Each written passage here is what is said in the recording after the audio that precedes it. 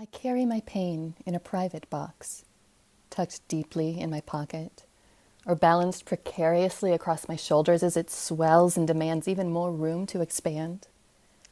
The weight of it is always with me, but astonishingly, bewilderingly, invisible to you. And so I try to describe it. If asked, I'll carefully open that day's box, poke at the contents, and search for adjectives I hope you'll understand. I'll borrow words from a list you provide, or stumble over pronouncing terms used only by very smart people in very prestigious papers. They're not my words. I have no words, because pain is a private language with a grammar that's etched in my body instead of a book. Trying to match the contents of my box to your vocabulary feels cumbersome and false somehow. But what are my options? Today my box is lined with lead, the contents small and shivering and threatening to explode. Or, it's full and fat and striped lavender and green, a bit squishy with a sense of humor. Or, it has a pencil mustache and a clipboard with a checklist that changes every hour. Or, it tastes like Tuesday. The contents of my box defy description, but I'll try.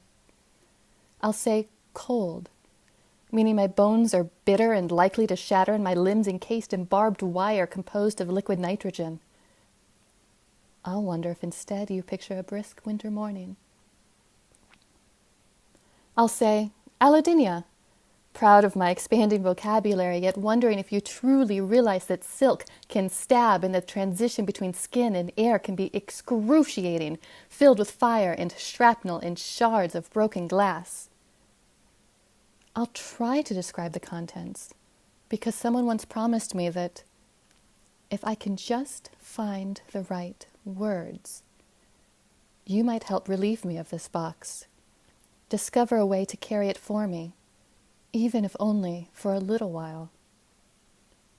I'll try to find a common language, to imagine what your own box might contain, what words you might use. I'll try.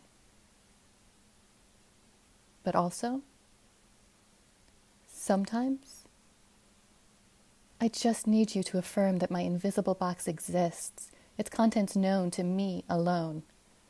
Let me call it paisley or say it smells like cinnamon and cucumbers instead of assigning it yet another number. Nod your head. Agree that boxes can be hard to carry. Even if you don't understand the language, can never quite picture the contents, my box of pain somehow gets smaller, lighter, returns more readily to my pocket when you do.